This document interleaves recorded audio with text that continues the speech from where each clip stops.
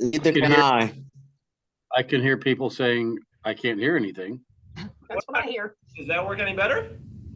There we go. Can we anyone here? Yeah? Are we good? Yeah. Okay. All right. I can Well, we're going to start over again. Sorry about that, everyone. That is on us. We had the wrong microphone selected. My name is Kyle. I work here at the Board of Elections in a training capacity. Right next to me. My name is Jess. I also work here with Kyle in a training capacity. My name is Dave Yelter. I'm one of the voting location managers, one of 296 in Hamilton County. Also work here at the board as a trainer and I've probably met a lot of you in class. So what we're going to do here today, guys, is pretty briefly go over the responsibilities and the roles of the manager sequentially through the election process. So we're going to start off with the Saturday supply pickup, move through some important reminders with all of that process, and then we'll open it up for questions and answers. We've muted everyone on the chat because in the call, because there's a lot of us in here right now. So we didn't want to have kind of a cacophony of voices. If you've got a question, you can put it in the chat, and Sophia here is kind of manning that and getting everyone admitted into it. So without further ado, I'm going to turn it over to Dave. He's going to get started off here with your Saturday responsibilities. Okay, like I said, we're going to talk about our Saturday responsibilities here, where we're very glad you all have chosen to serve as a voting location manager.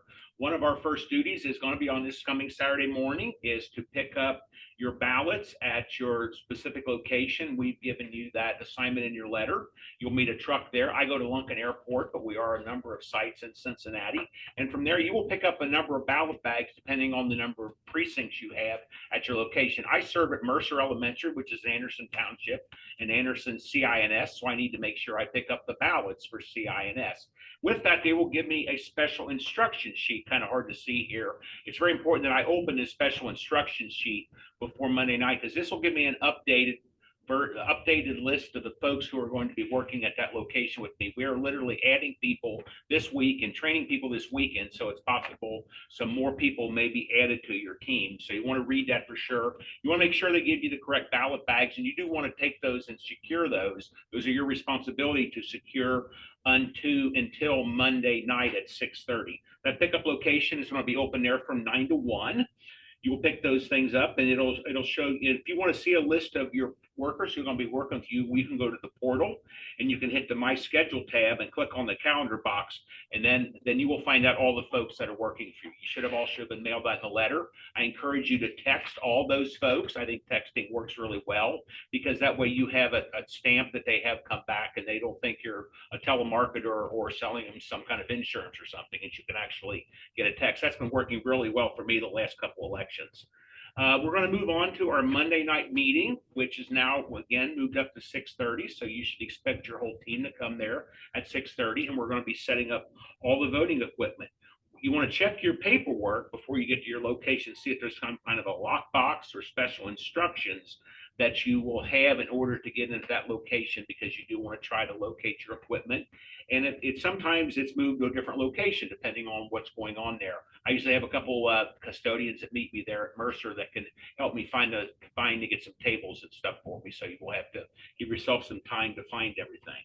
You want to assign the jobs. We give everybody a lot of paper. You want to put all of your folks' names on a paper and assign all those jobs. And I would go ahead and assign those jobs for Tuesday morning, so that you are ready when you come in at 5:30 on Tuesday morning to get everyone started setting up, because we do have to turn on a number of V-scans and a lot of equipment on Tuesday morning. So kind of had those people starting with the jobs on Monday night. There's lots of ways to keep track of everything.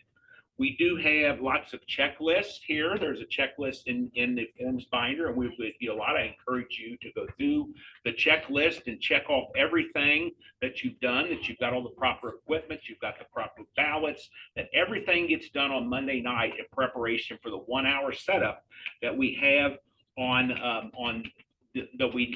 Tuesday morning to get set up, because we must open those polls by 6:30. We want to make sure that everyone gets logged into every polling book. We go over this a lot, but it's very important that we get logged into every polling book, because these polling books have been sitting in a warehouse for several days, and we want to update those. So that's a frequently asked question in class, that people don't realize we're turning on all the equipment. All we're turning on is the e-polling books. The V-scan and the access writer are not turned on Monday night. But once again, the polling books are turned because we need to update all of those. And of course, we're going to use the BAT e-polling book for everyone to clock in on Monday night. And we've all shown some of you in class how to add to the list in case your name or your poll worker is not on that list, but everyone must clock in. Nobody needs to clock out at all unless they move to another location or they have to go home sick or an emergency or something like that. So we're only logging in on Monday night and Tuesday morning. And we want to, of course, assemble the V scans in the access station.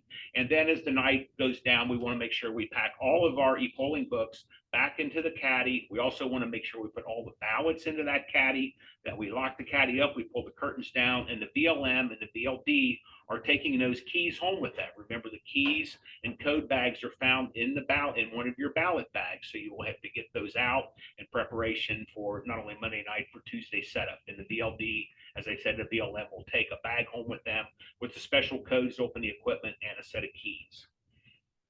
Then I'll turn it over. Yeah. There you go. All righty. So that's covering our Saturday pickup and our Monday night meeting.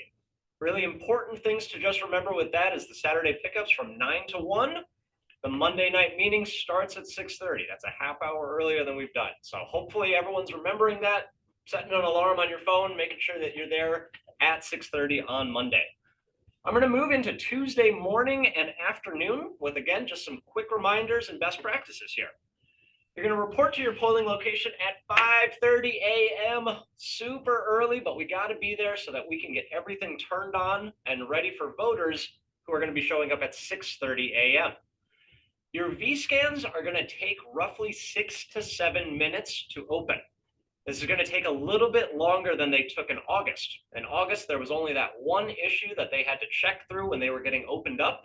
This fall, there's a lot more on the ballot, so they take slightly longer to open. If you're working at a triple precinct location, you're going to have 3 of those V scans that need to get turned on and have the polls opened on Tuesday morning. So make sure that you're budgeting enough time to get everything turned on by 6:30. Remember your quick guide checklists. We mentioned that already. There's also checklists in the forms binder, and making sure that you're rotating those job functions throughout the day. We all know that there's going to be people that say, you know, I really like working with those iPads, but I don't really like working with the machines, or the opposite of that. That's perfectly okay. We can play to people's strengths for a while and say, you know, yep, you are good at those iPads. We're going to sit you on those for the first 2 or 3 hours of today. Once it starts to get slowed down a little bit, though, and that morning rush gets through, we're going to rotate these jobs so that everyone gets a chance to see every part of the process, and so that we are serving the voters of Hamilton County to the best of our abilities. If they argue, you know, you can remind them that we're here to serve the voters of Hamilton County.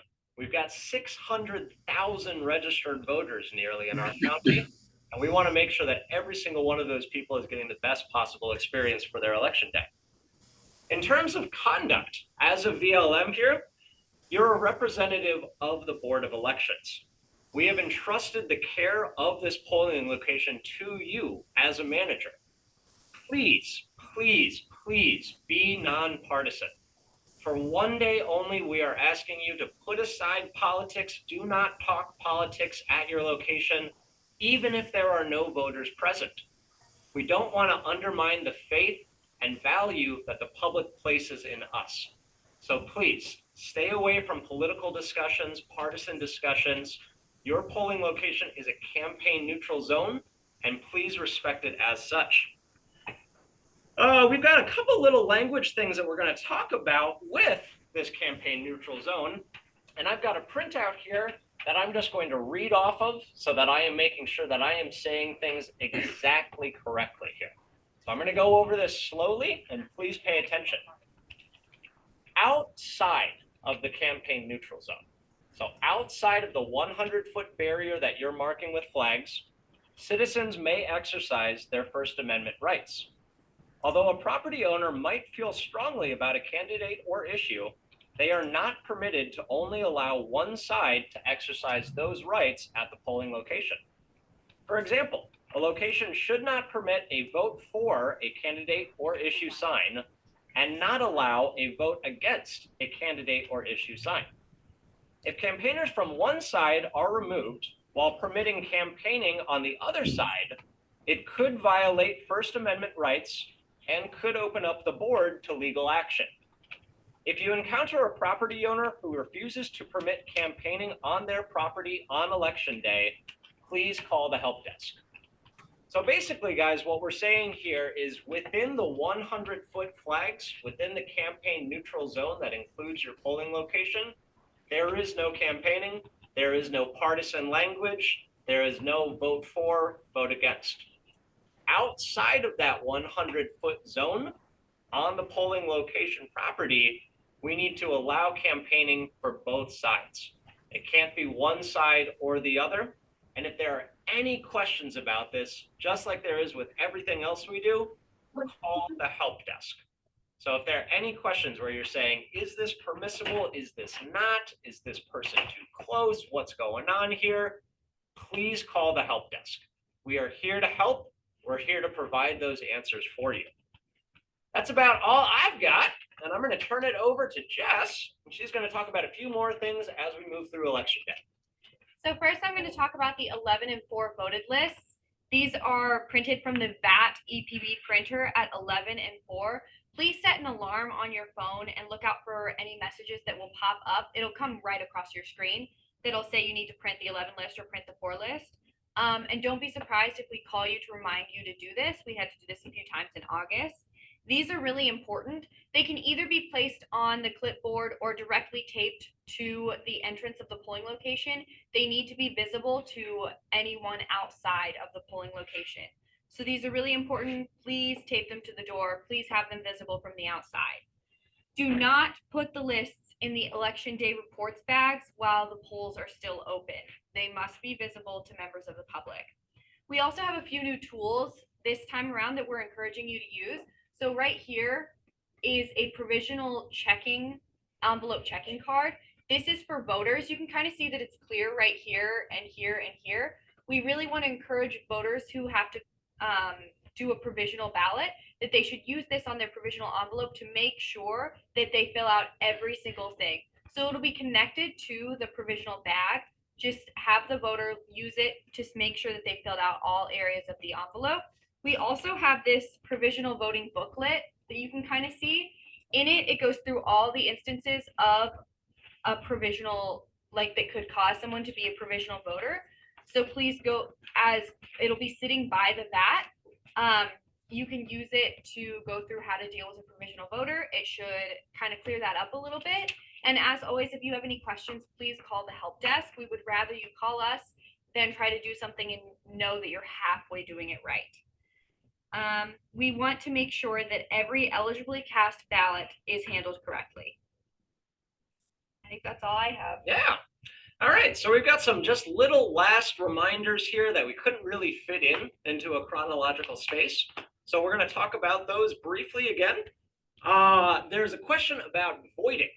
We've got a 2-sheet ballot this fall, right? We went over in class how you void out things, but I just wanted to reiterate really quickly here. A voter has the choice of whether they are voiding both sheets of their ballot or just one sheet of their ballot. Both of those options are permissible. So if you have a voter that comes up to you and they say, I made a mistake, I'd like a new ballot, the first thing we should be asking them is, okay, are you voiding both of the sheets of your ballot or just one? The best rule of thumb that we've come up to think of this is whatever the voter hands you, you are handing back to them.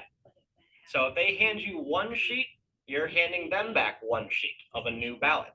If they hand you 2 sheets, you're handing them back 2 sheets. As always with these things, check out the quick guide. The quick guide explains the procedure for both of those. And if you have any questions, once again, call the help desk. We are here to help. There's also a question about name change proof. There's a lot of questions around this every year. You know, we've got someone that comes in, they've got a different last name than what is in the e-poll book. They need to have proof of that name change in order to not vote provisionally. If they have no proof of that name change, they didn't bring anything in, well, then they're going to vote provisionally. If they bring in a court order or a marriage license that has both the former and the new name on it, that is acceptable proof of a name change.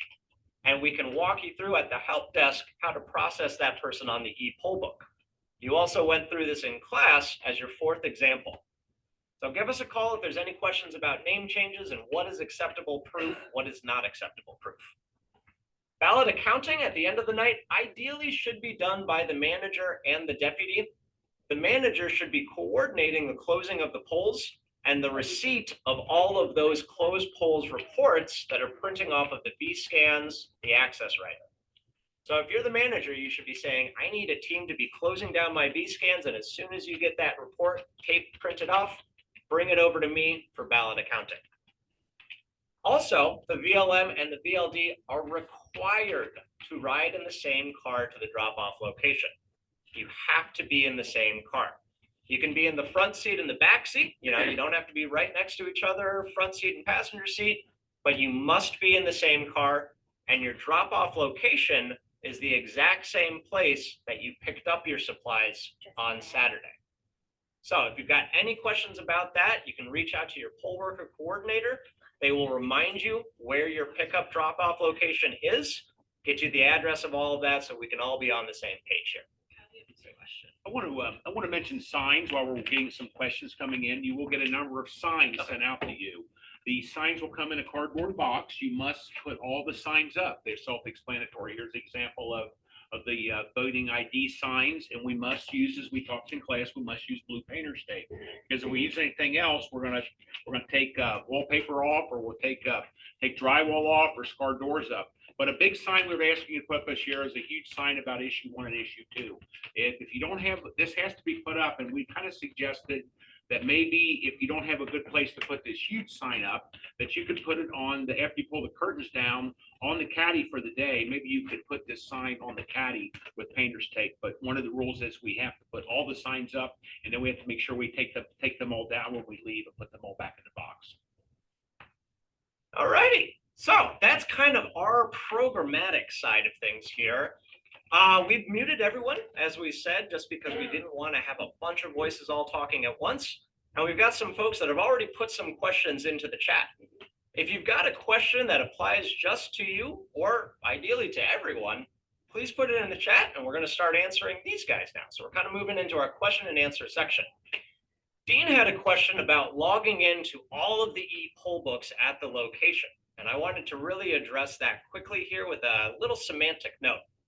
We're asking you to clock in on the VAT e-poll book.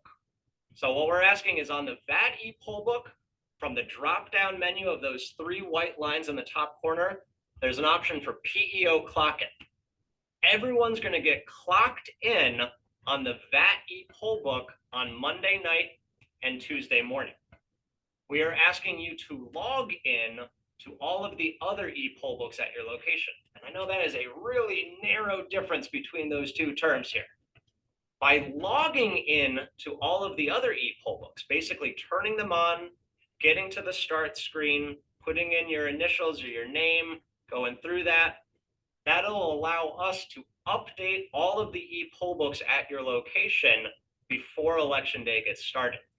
So you're clocking in on the VAT, you're logging in on the check-in e-poll books, and then you're logging out temporarily from all of the e-poll books. Please do not close the election on Monday night when you're walking away from that e-poll book. Does that help clarify things, Dean? Is that better? All right, I got a thumbs up. I'll take it. I will take it. All right, and I'm also seeing here from Meredith, is a church marriage document acceptable for name change? Kind of depends what is on that document. Once again, for a name change document to be considered acceptable identification of that name change, it needs to have both the former name and the current name. We know that some of these marriage licenses do not include the former name. It needs to, in order for us to process that voter regularly instead of provisionally. All right, so where will I find the issues binder? I think what we're talking about here is the forms binder. The forms binder is the white binder that has the notes pages. It's got registration forms in it. It's got that form for the name changes, all kinds of stuff in that. The forms binder is white. Dave is holding it up here, and that's going to be found in the supply box. It's a big old cardboard box on the top shelf of your caddy. The caddy has two kind of shelving units in it. That top shelf with the brown cardboard box, open that up and you're going to find the forms binder as well as the comprehensive manual. There's going to be two binders in there. One of them says forms, one of them says comprehensive. The comprehensive binder is just more information than what is provided in your quick guide. So it's really good for checking out when you've got a slow moment, or if you've got a question from someone about, let's say, acceptable ID. You can use your quick guide. You can also use your comprehensive manual to open that up and read a little bit more than what we can fit into the quick guide. Yeah, I'd like to just say a few things are in the form binder. You're going to have a note page, which is first. It's very important that you make notes to us. Anytime you void a ballot, anytime you have a provisional voter, anything out of the ordinary with the ballot, please make us a detailed note here so that we can follow up. You should not go a whole day without having at least a couple notes on the notes page. Now, and I usually have 2 or 3 myself. There's a very unusual day you won't have a notes. I guarantee you're going to have some provisional voters and you're going to have some voided.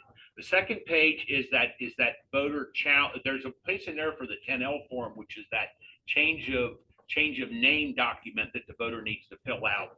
The 10U form is a voter challenge form. We seldom use that, but we have that in there. Important one to also know is there's a 450 form. If you have an incident, usually with one of the poll workers, we definitely want to hear back from you if there are problems with one of the poll workers, and that needs to be a little more confidential. So I would encourage the VLM to make a note in that 450 form if you need to hear back something about a poll worker that's not good. And then the last one is an issue if you have an event with one of the equipment breaks down. There's also a form in here for that. There's also an observer form if an observer shows up that they need to fill out. So there's lots of stuff in here. You may want to, and there's also, if we have a voted after 7:30 situation, like if a judge says, well, we need to keep the polls open after 7:30, there's also some notes, there's also some forms in here we need to fill out. Does anybody else have anything to add about the forms binder at all? Very important you take a look at this as a BLM, because there's a lot of stuff in here we do need for you to use if you need to. So I see a question from Mike that says, please address if PEOs were permitted for remote training, and if so, my current PEO list doesn't contain any 5-digit serial numbers. I think what we're talking about here is test IDs. So if you had someone who took their test online, they should have an email proving that. The email is subjected training completion email from Hamilton County BOE. Anybody who shows you that email, that counts as their training completion card. So you will have kind of a mix of some people maybe flashing their phone to you and saying, this is my proof. And as long as it has that subject, some of them will have the 5-digit training number. Some of them will say verbally given over phone. If they do not show you an email, then they should have their physical training completion card that they received at the end of their class. If they have neither one of these and they say, look, I took it online, I just can't find the proof, that's when you would call the help desk. We'll get you situated and we'll make sure that they did take the class. All right, moving along here. Lynn is asking, are there resources we can direct a voter to if they ask about an issue? With that, we've got the print off that Dave was mentioning. It's that big poster that has the entirety of the language around these issues printed off on it. Otherwise, we are, not really at liberty to permit kind of campaigning of any kind. So we don't want to say, oh, well, here's what I know about this issue, or here's what I know about this candidate. We want to be nonpartisan, and offering that information could be perceived as partisanship. So what we're going to want to do is direct people to read the poster that includes all of the ballot language on it. And if they have any further questions, they need to do their own research or maybe talk to the campaigners that are outside of the polling location. Does that make sense to everyone? All right. Hi, I'm struggling to find the passwords, both the one for Start Open the vScan and for the poll books. Those are not in the literature. That's a great question. Your passwords and your keys for opening up the equipment will be found in the end compartment of the blue ballot bag. If we think of the blue ballot bag as your gym bag, it's that end pouch where you would be putting your shoes at the end of your workout. So give us a call if you can't find them on Monday night. You guys should all have your quick guides already with the help desk number in there. Again, keys, passwords, end compartment of the blue ballot bag. All right. Can we talk about dress code for PEOs? That's a great question as well. So dress code is basically business casual, business professional. You know, we don't really, we're not extremely strict on how people dress. However, there is one important thing to talk about with that. PEOs are not permitted to wear any campaign paraphernalia or attire that is directly related to an issue or a candidate that is on the ballot. And I'm going to say that again. You cannot wear any campaign attire that is directly related to an issue or a candidate on the current ballot. So if someone is wearing a shirt that, let's say, says Make America Great Again or Black Lives Matter, that is perfectly acceptable. Neither of those are on the ballot. However, if someone is wearing a shirt that says Vote Yes on One, that is not acceptable attire for working the polls. It has to be explicitly related to what is on the ballot currently. Does that make sense to everyone? Is everyone feeling okay about that? Give us a call at the help desk once again if there are any questions about what is permissible attire or what is not. All right, we're gonna keep moving on here. I see the question there about clock in on Monday night and temporarily clock out. Let's specify the two different acts here. We're talking about clocking in as on the VAT to get paid for payroll. That only needs to be done on Monday night, Tuesday morning. Temporarily clocking out, I'm getting the feeling maybe we're looking at temporary logging off on the e-polling books on Monday night. We don't want to close the election. Remember, we're turning all the e-polling books on, and then we're going through the process where we are device info log out, and then we're temporarily logging out on Monday night because we don't want to close the election. We're also using that temporary log out all day Tuesday as we switch workers on the e-polling books. Once again, we only have to clock in on Monday night and Tuesday morning. We never have to clock out unless we get moved to another location or we go home sick. Any questions about that? Great. All right. We're writing a message out to the rest of the chat, but I just wanted to say it out loud as well. What is the policy for a late PEO? Let's say someone shows up a half hour late for the Monday night meeting or an hour late on Tuesday morning. What we put in the chat here is to please make a note in the notes pages of the forms binder, noting the name of that poll worker and what time they reported to your location. We need that so that we can accurately do payroll after the election. If someone is showing up late, we do dock pay, but we need you to tell us that in the notes pages and also ensure that they clock in when they get there on the e-poll book so we can have the timestamp of that. And if you run out of notes pages, your troubleshooter should have that. So just contact your troubleshooter and they'll get you some more. All right, we are kind of moving through here and trying to address things as we've got. Okay, so can we scroll up on this one? Just to verify, a newly married voter who presents a valid Ohio driver's license showing their new name, which when scanned pulls the old name on the EPB, must also have a court order or marriage license in order to avoid voting provisional. Yep, you got it. We are checking the IDs for expiration dates. We're basically scanning those into the e-poll book, but that is not included in the proof of name change. Proof of name change, once again, is court order or marriage license, not what is printed on the identification. All right, how about League of Women Voter Guides are in the foyer outside of the voting place? Those are nonpartisan. Well, once again, we need to ensure that our polling location is a campaign neutral zone, that there is no literature that is saying pro, anti on either side of anything here. If people are leaving League of Women Voters messagings, those newspaper guys, and that's within your polling location or within the 100-foot flags, those need to be removed. That is considered campaigning. That needs to be outside of the 100-foot campaign neutral zone. If a voter has their ballot and wants to exit the location to do some research and plan to return in a minute or two, do we just void that ballot and reissue a new when they return? What do we think, Raquel? No, the only time they need to do that is if they physically come up to the table and say they want to void this ballot. Yeah. So that was a woman off camera here. So that is actually all of our bosses. That is Raquel Burgos. I wanted to check in with her before giving you guys an answer on that one. The only time you need to void a ballot out is if the voter comes up to you and requests a new ballot or a new sheet of that ballot. So that is, an explicit command or request from the voter. You don't need to void it out if they are just leaving the location for a few minutes here. Yeah, let's make sure every voter puts in 2 sheets of every ballot into every V-scan also. We don't want the voter to be walking out with the second sheet of our ballot. It is 1 ballot, 2 sheets. Tell them that we need these for accounting purposes, even if they have not voted that ballot. They must put that ballot in there. So at the end of the day, we should end up basically with twice as many sheets and we have ballots on our counter. But don't let a voter leave with either page if you can avoid it.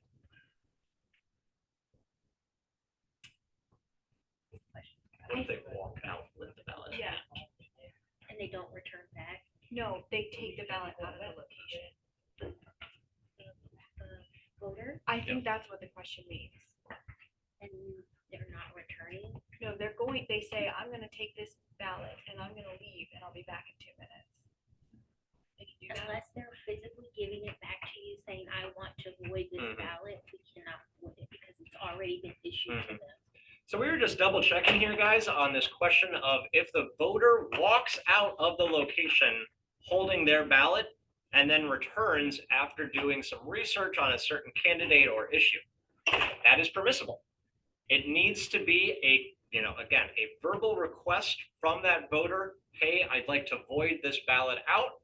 Otherwise, that is their right to take that ballot, do some research, return, and scan that ballot in.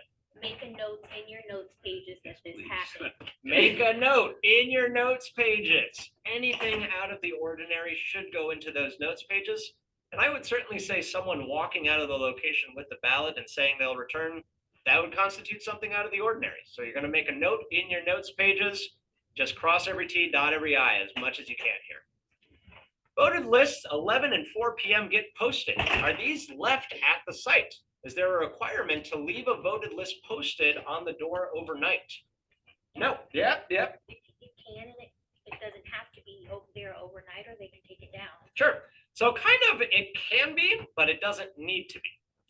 Those are required to be posted during open polls times. So, from 6:30 a.m. to 7:30 p.m., those 11 and 4 voted lists need to be visible to members of the public. So that's why we're saying, post those near the entrance of your location. They can go on the clipboard or they can be taped with blue painter's tape to the window or the door so that they are visible to the public. And at the end of the night, remember, we're running a tally report. We're running a second report from the V-scan. Each one of those has to be run to show the public we have an election there that day. If you don't have a window to post that in, sometimes you put them on the door and they may disappear, but we have to at least make the effort to run that second strip off of each V-scan, which shows we have had an election there that day. So please do that. Great reminder. I received a phone call that I should check the yellow access to polling location instructions.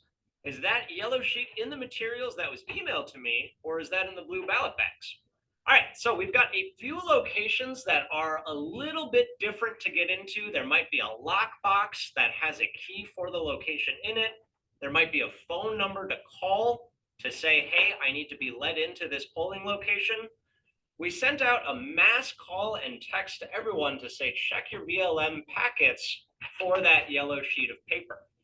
If you do not see that yellow sheet of paper in your packet, there's nothing out of the ordinary for entering your polling location on Monday night and Tuesday morning. Basically the doors will be open. There will be someone there to let you in.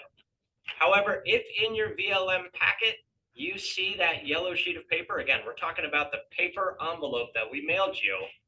You're going to want to take a look at that yellow sheet and look to see what the instructions are for accessing your polling location on Monday night and Tuesday morning. Should be pretty self-explanatory from that yellow sheet, but if you have any questions, call the phone numbers that are written on that sheet. Should be 632-704142, something like that. to get us a little bit of clarification on that. Hooking up the EPB printer to the VAT EPB was not covered well in our class. Can you go over this? Absolutely. So the really nice thing about these EPB printers is that they connect automatically to the VAT e-poll book.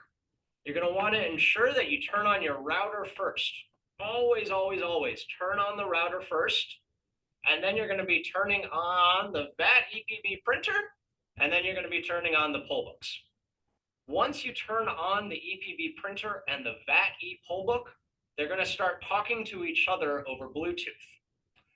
You're going to go onto the VAT e-poll book, hit the green start button, enter your name, enter the passwords for Democratic and Republican. And then once you enter those passwords, the next page on the logging in process is pairing the VAT e-poll book and the VAT e-poll book printer. It should happen automatically, and when it does, there'll be a box that pops up that says, do you want to test the printer? By all means, go for that. You can hit test printer, and a little receipt tape will come out of that printer to show that it's connected. If you get a screen that instead says cannot connect to printer or printer is not found, call the help desk. We'll probably send a troubleshooter out there, or we'll walk you through over the phone how to connect those two. Great question. It should happen pretty easily. And if you get confused, it is on page 15 of your quick guide. All righty, let's keep scrolling down a little bit. Okay. Are poll workers allowed to leave for their break, specifically for meals? Thank you. Yes, absolutely. So the voting location manager is responsible for coordinating those breaks. Obviously, you don't want to send half of your poll workers out to lunch when you've got a line of voters out the door. We're here to serve the voters of Hamilton County, and we want to make sure that everyone's getting through our polling location as quickly and efficiently as possible. But during those slow times, you are absolutely permitted to give your workers a break, and they are absolutely permitted to leave the location during that time. We don't want them to go, all the way across the city or anything like that, because we're trying to keep these breaks to, for that lunch break, about an hour, but they can leave the site and they can come back. If they do not come back, give us a call. Make sure you formulate a plan on giving everybody a break and make sure you have enough people still working there. You need to start this early, because if you got like 8 people working there and you're trying to give everybody an hour, you kind of really got to plan ahead in your mind of how you're going to give everybody a relief time. Absolutely. All right, say someone picks up a ballot but does not scan it. How to handle this in the ballot accounting process? Great question. That happens somewhat frequently. Let's say someone will take a ballot, they go to the voting booth, they take a look at it, and they say, yeah, you know what? I changed my mind. Crumple it up and they throw it in the trash. Hopefully, you're seeing that. If we're observant and we're watching things happening in our polling location and we see that occur, you can make a note in the notes pages. Saw a voter throw a ballot in the trash, or saw a voter take the ballot out with them. We're going to make a note in the notes pages so that by the time you get to ballot accounting, you know that that's the reason for the discrepancy in your ballot accounting. You'll go through, you'll put in all your numbers, and at the end of it, you're going to get a red thumbs down saying it does not balance. That's okay. That doesn't impugn you as a poll worker. However, you can go back into your notes pages, and then when it's asking you, why is there this discrepancy here, you can say, well, I've got a note in my notes pages that this gentleman threw his ballot out before walking out of the polling location, anything like that. So the name of the game here is to document everything in those notes pages. It'll really help you out with ballot accounting in the end. If the staff list does not specify PEO affiliation and does not indicate unaffiliated, how do we determine, ascribe correct affiliation for job assignments? That's a great question. Call the poll worker coordinator. We've got a little bit more information on our end here on all the computers and our software systems where we can look up that voter, find their party affiliation, tell you which party they are affiliated with so that you can make that determination. If they are nonpartisan or they are independent, nonpartisan plus Democrat or nonpartisan plus Republican does equal bipartisan representation. Okay, just want to make that clear. Bipartisan representation can include these independent or nonpartisan folks. Does that make sense? One of the things I do on Monday night is I'm filling out the list of all my workers. I do put what party they're representing there, so I know what kind of a mix I have to have in setting up the B-scan, setting up the polling books, and do counting. So I would ask people, don't be afraid to ask people what their affiliation is so that you can make sure you put the correct folks together, so we're bipartisan all day. I see another question about voided ballots. If a voter wants to void one page, how do you replace that ballot without skewing the totals? Is that page replaced with a new ballot, one? Then what happens with the second, new or second? Okay, I see it. So basically what happens is, let's say a voter comes up to you and they've already scanned in sheet one and they realize that they made a mistake on their second sheet. A good rule of thumb is whatever the voter hands to you, you're going to hand to them the new version of what they just gave you. So if they give you sheet two, you get out a new ballot set. You're going to give them the new sheet two, and you're going to take that new sheet one with their old sheet two and put that in the voided ballot bag, right? So whatever they give to you, you give to them. We're voiding out the ballots in two different ways as well. You're voiding the ballot on the e-poll book, right? We went through this in class. We had Rebecca Sanders void out her ballot most of the way through it. That's from the top menu lines. You'd be hitting void ballot. You'd be finding that voter. You'd be voiding out their ballot on the e-poll book and also doing the paper process that we just mentioned. So it happens both electronically and on paper. I would highly, highly encourage you to call the help desk if this occurs. Much, much better to take a little bit of time and make sure you're doing it right the first time than to guess and hope that we're doing it the right way. Review the quick guide as well. The quick guide includes instructions for both voiding out one sheet and both sheets. All right. All right. Can you repeat who we call for PEO affiliation? Open up your quick guides and there should be a number in there for poll workers, PEOs. It's the third, well, kind of the third paragraph on the inside cover. The number for that is 513-632-7041 or 513-632-7042. Again, it's on the inside cover of the quick guide. It says PEOs. All right, can you talk about if your polling place loses power? Well, fingers crossed, doesn't happen. Fingers crossed we don't have any major storms on election day, but we want to prepare for all situations. So that's a great question. First thing that I will say is that there is battery backup on all of these machines. There is, a residual battery that'll last on those iPads for several hours if you lose power. There's also a battery pack that is installed on the V-Scan and the Access Writer that will run for several hours if you lose power. However, if things start to, run down on battery power and we still haven't had power restored, there is a procedure in place for that as well. You still have your registered voters list. That is still the paper signature poll book. So basically your registered voters list includes every registered voter that is voting at your polling location. You will use that as a backup e-poll book. So the first thing is that voter will come in, they'll basically sign that registered voters list, and you'll use that to determine the voter's precinct and which ballot to give them. In addition, those ballots would be then going into an unscanned envelope at the end of their voting. So we've talked about this briefly in class. We had a void envelope bag and we had an unscanned envelope. The unscanned envelopes were green.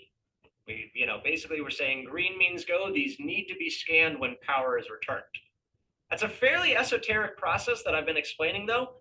So again, if the power goes out, if you're running low on batteries, if the troubleshooter is nowhere to be found, call the help desk. We'll walk you through the proper procedures.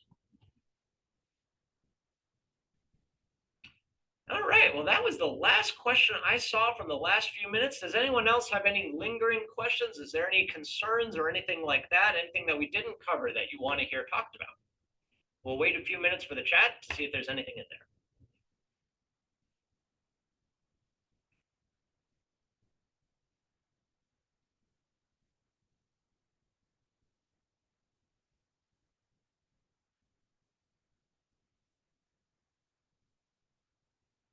All right, voter refuses to sign the iPad. When pressed, they draw a straight line.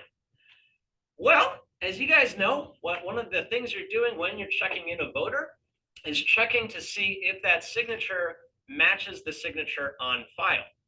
In this case, the voter probably does not have their signature match the signature on file. You know, let's say the signature on file is a nice script sign and then they give you a line. The first thing that you're going to say is, sir, this signature does not match the signature on file. Could I ask you to re-sign, more closely approximating your signature on file? If they refuse to do that again and they give you a straight line or they make an X or they refuse to sign the iPad at all, you're going to be touching the button on the e-poll book that says signature mismatch and going through the provisional voting process. I feel like I'm kind of a broken record here, but if that comes up, call the help desk. We'll work you through it, make sure that we're doing the right proper procedure here.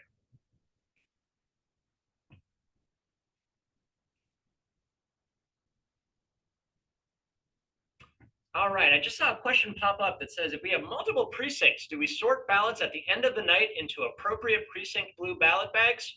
You do not. You do not need to do that. You do not need to, count all the ballots that are in the scanner. Remember how we went through ballot accounting at the end of your training. In no point did we say you have to count all the ballots or you have to separate the ballots into different blue ballot bags. All that we ask is that you make a nice, neat pile of those voted ballots. It's a lot easier for us here at the Board of Elections when they're not all scattered around inside of the bag, but in just a nice, neat pile. They don't need to be separated by precinct. And if you have multiple bags, make sure you try to even them out among the bags so one bag's not a lot heavier than the other. And you do have zip ties, which we ask you to put on all the ballot bags.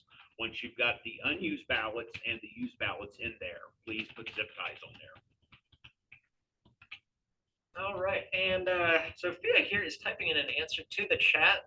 It's been asked by a couple people here. We're going to email everyone the link to the updated PEO list so you can see the most up-to-date list of who your workers are at your location. Okay, yes, so during the power loss question, you said when the power comes back, we can scan those ballots. I might have misspoken. That was a mistake on my part if I did say that. Please clarify if it's the BOE that scans the unscanned ballots, not the location. That is correct. We scan the unscanned ballots here that are in those green envelopes. You are not opening up those green envelopes and scanning them yourself at the location. Please do not do that. I'm sorry if I misspoke. Those are going in the same bag that the provisionals are going in. The unscanned envelopes are all going in their seal. Mike says, are voters allowed in the polling station to vote if they're wearing politically affiliated clothing? We first have to ask them to cover it up. However, if they refuse to cover it up, they are still entitled to vote. That's when you just kind of get them through as quick as possible. You cannot refuse a voter from voting, but you can ask them to please cover their politically affiliated clothing. Sometimes people just turn their shirts inside out. They put them on backwards and they put a hoodie over it.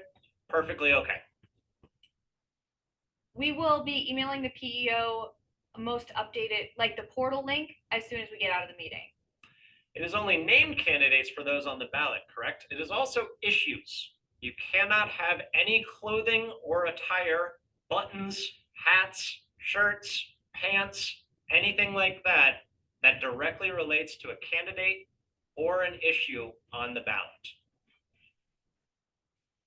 And then when you get into the portal to see your PEO list, you're going to go to the schedule tab and scroll down, and that's where your list is located.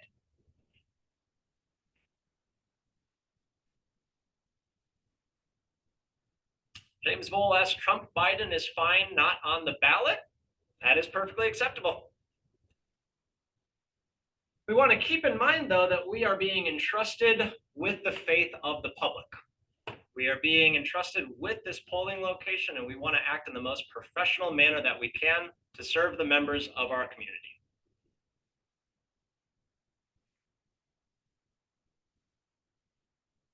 All right. I think that's going to do it for us here, guys. We're going to have a recording of this that we'll also make available in case you want to review anything we went over. I'm going to say it one last time. Call the help desk with questions. please call us and ask rather than guess. It makes a huge, huge difference. Thank you.